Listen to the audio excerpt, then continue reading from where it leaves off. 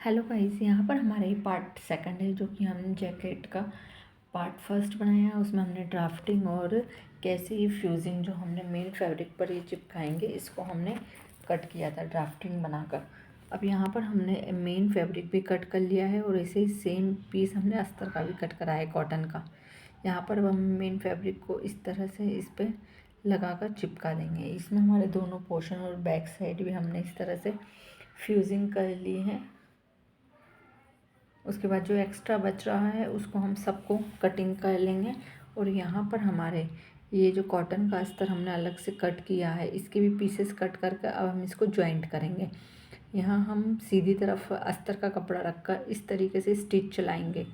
यहाँ पर हम फ्रंट में पूरा और आर्म होल दोनों तरफ हम स्टिच करेंगे और फिर उसको सीधा करेंगे।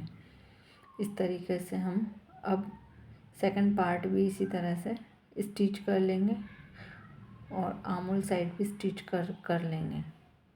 इसमें भी जो हमारा कपड़ा एक्स्ट्रा बचेगा उसको हम कटिंग कर देंगे।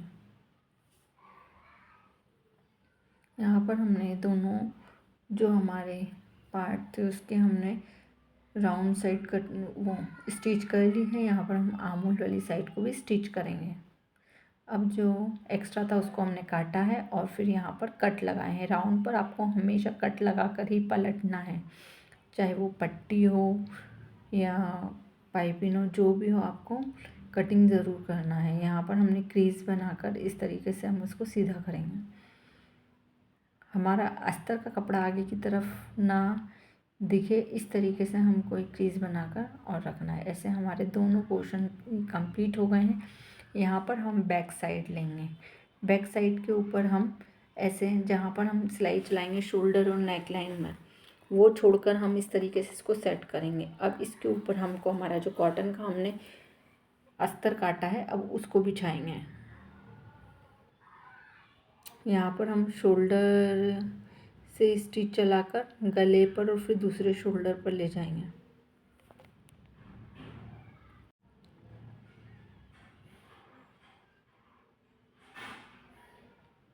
इस तरीके से हम बिल्कुल धीरे धीरे लाएंगे। स्टिच हमको बिल्कुल बरोबर चलानी है जिससे कि हमारा जो शोल्डर की तरफ से हमारा फ्रंट और बैक शोल्डर अलग अलग ना दिखें। हमको बिल्कुल जहाँ पर हमारा फ्रंट कंप्लीट हुआ है वहीं से हमको स्टिच चलाकर ऐसे आर्म होल पर लाकर एंड करना है। यहाँ पर हमसे एक गलती हुई थी, जो हमारा अस्तर का बैक साइड अस्तर और जो मेन कपड़ा है उसमें हमने डाट नहीं दिए थे। तो अब हमने इस टाइम ये स्टिच कर कर डाट दिए हैं। आप पहले ही डाट देंगे तो ज़्यादा इजी वे में दे पाएंगे। यहाँ पर हम डाट देने के लिए हम निशान लगाएंगे। यहाँ हम दोनों तरफ बराबरी पर निशान लगा लेंगे। आप 4 इंच पर भी डाट दे सकते, 5 इंच पर भी दे सकते हैं। अब यहाँ पे हमने ये कट लगा लिए नॉचेस। अब उसके बाद हम 5-5 इंच के डाट देंगे। यहाँ हम पहले अस्तर के कपड़े में डाट लगाएंगे, उसके बाद हम जो हमारा मेन कपड़ा है उसमें भी सेम इसी तरह हम डाट लगाएंगे।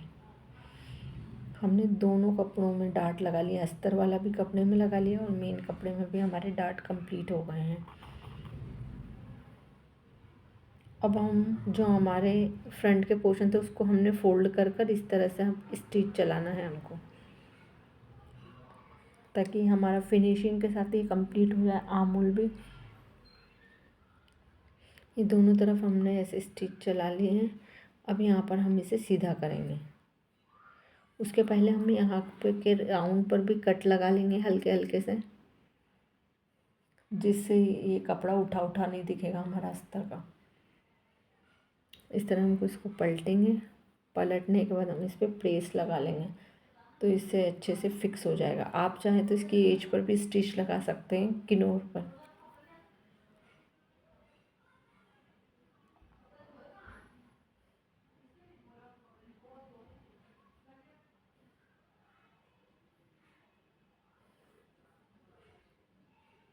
यहाँ पर हम फिटिंग की स्टिच लगाएंगे। जो भी आपकी आपके क्लाइंट की फिटिंग हो उसके अकॉर्डिंग आप स्टिच चलाएंगे। जितना आपको लूज़ रखना है या फिटिंग का बनाना है। इस तरीके से हमारा कंप्लीट हो गया है। जो हमने 1 इंच का गैप लिया था फ्रंट में, अगर वो नहीं लेते तो यहाँ पर हम एक सिंगल बटन लगा सकते थे, डोरी लगा सकते हैं। आप जैसा चाहो वैसा कर सकते हो, पर हमने यहाँ पे बिना डोरी के बनाया।